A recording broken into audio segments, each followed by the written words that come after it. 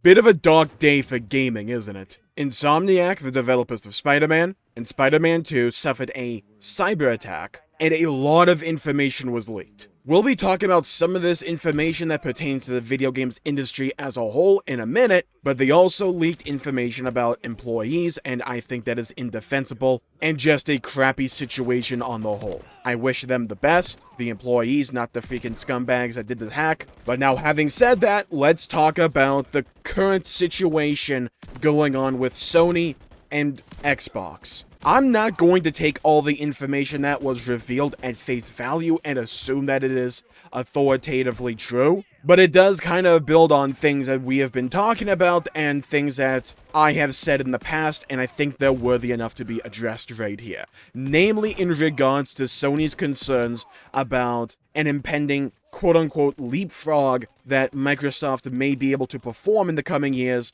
because of the Activision Blizzard King deal. Now, for those who don't know, Microsoft, the people behind Xbox, paid out that Microsoft money to acquire Activision Blizzard King. That brings to the table Battle.net, which is a prolific launcher for games from Blizzard on PC, alongside all the Blizzard IP like StarCraft, Diablo, Warcraft, World of Warcraft, Overwatch, Hearthstone, etc., etc. Hearthstone's part of Warcraft, you know what I mean though. Activision, you know, Call of Duty, and King. And if you are watching this channel, you may not know who King are, or why they are so massive in the games industry. And you know Candy Crush? Yeah, that's King. So with that one singular deal, Microsoft now essentially has under their umbrella of IPs a foothold, not even just a bigger one in the PC market, but now also in mobile, which, to coincide with what has been leaked and previous statements, we know Microsoft and Xbox are going to make a big push into the mobile scene, which is a massive market,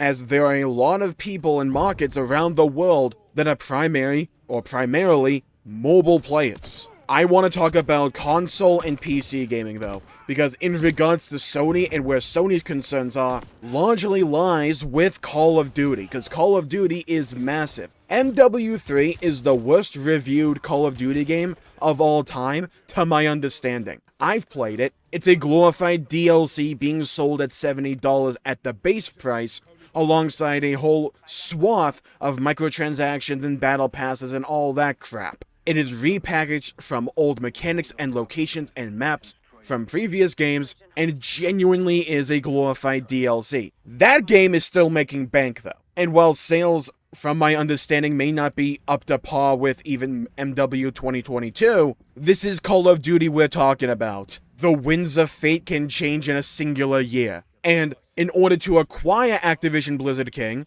Microsoft made a deal with Sony, essentially guaranteeing that Call of Duty won't just become a Microsoft/Xbox exclusive, at least for now. And according to this information that has come out, that deal, according to IGN, links in the description, is set to expire in 2027. That's only 4 years away, and right on the verge of what many assume will be the next console generation, or at least around that time. But it's early enough where things can happen here. We have seen PlayStation and Sony's dominance with the PS4 and the PS5 era, especially when it pertains to Xbox's competition. Xbox has massively trailed behind because of how bad their marketing was with the Xbox One, and the build-up and the announcement and the launch of the Xbox One, and it took years to garner mainstream sympathy and turn those proverbial frowns upside down in regards to Xbox as a brand. It was a ton of bad PR. But recently,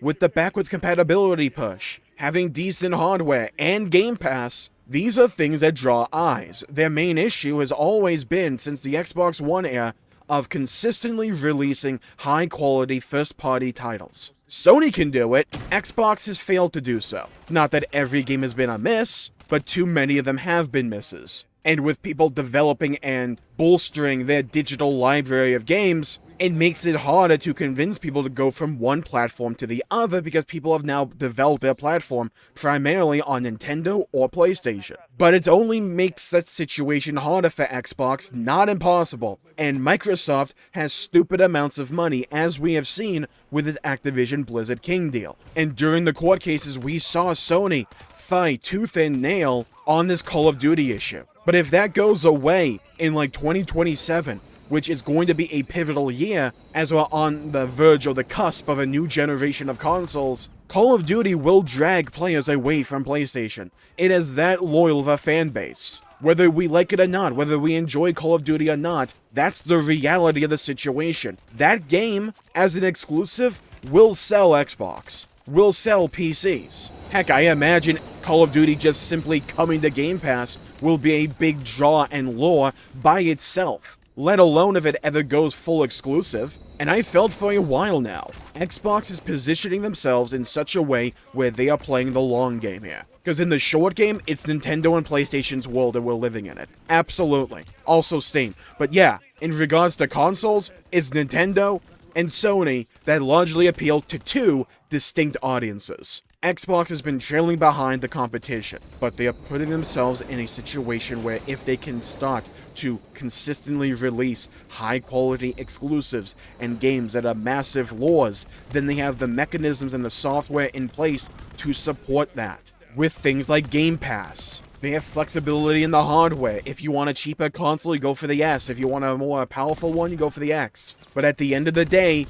people care about games. Call of Duty is one of the biggest dogs in the yard in that regard. It will draw eyes, it will draw people. Personally speaking, I don't want Xbox to simply leapfrog over Sony. I want them to be neck and neck, which they simply aren't right now. Remember how cool Sony and PlayStation were in the lead up to the PS4, and even during the PS4 era? Remember how cool they were? As Xbox consistently tripped over themselves, messing up every easy layup, PlayStation was just like, okay, we're good. We don't need to worry about it. Oh, Xbox is talking about how you can't rent games or give your games to your friends or share games. Let's make a little video about 5 seconds long. This is how you trade games on PlayStation to your friends. Hands it over to some other jabroni. And that's how you do it. Ends the video. Easy layups like that may seem funny in the short term, but yeah, that was how people viewed it back then. And then Sony started to pump out amazing games consistently, of different styles and genres. Then the PS5 rolls around. It's hard to get them, but even then,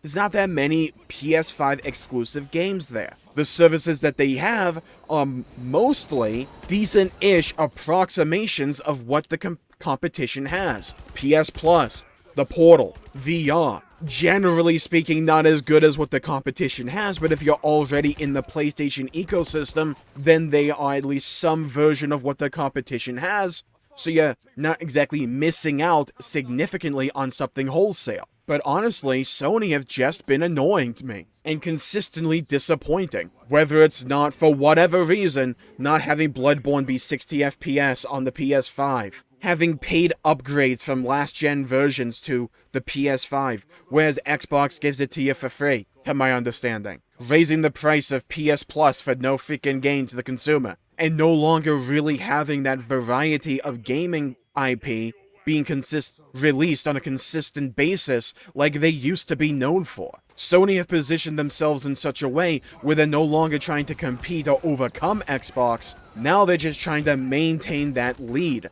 and that's a completely different mindset, which results in completely different practices. I don't want Xbox to just do the same, have a bunch of cool stuff in the lead up to overcoming Sony, and then just going to what they were doing at the end of the 360 going into the Xbox One. I want them to be neck and neck, be forced to compete with each other. Get petty. I want them to, on a consistent basis, see what the other is doing and say, we can do it, but not just some version of it, but we can do it even better. Imagine how badass it would be if Sony came out like tomorrow or next week or something and said, hey guys, we're going to completely redesign PS Plus, all PlayStation first-party games in the future, immediately launch on it. But they don't have to do stuff like that because they're not in a position where they have to. It sounds at least like Sony is sweating the live service potential of Xbox and Microsoft. I'm not that big on live service games myself, but they are popular, and they make a lot of money. We've seen The Last of Us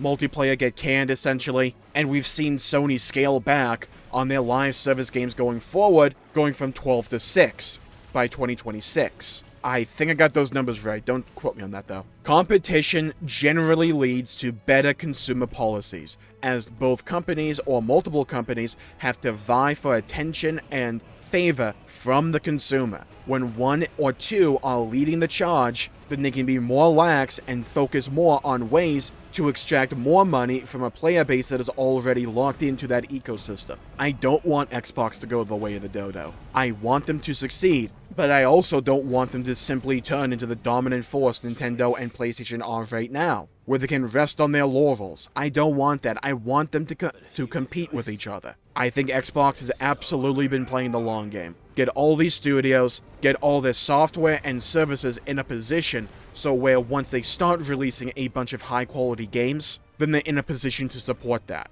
And then over time, to coincide with those game releases, you have Game Pass, a decent to good launcher for PC, good hardware, you can reap the benefits of that. I think that's what they're going for. I think it's obvious that that's what they're going for. Time will tell to see what happens with it. But I do want Sony and PlayStation to sweat, because that means they're concerned that maybe the status quo of what they're doing is not sufficient. It'll be interesting to see where the console market is in 1, 2, 5, 7 years' time, whatever. It'll be extremely fascinating to see where Xbox goes from here. So here's what I want you to do. In the comments down below, do you see Xbox gaining any ground, and do you think they are capable of starting to release good games? Good first-party games. Games that are a draw, and what would it take for you to switch to Xbox if you're not on it, or away from it if you already are? Let me know. I'd love to hear your thoughts and hear your opinions. Stay safe, have a great day, and I'll see you all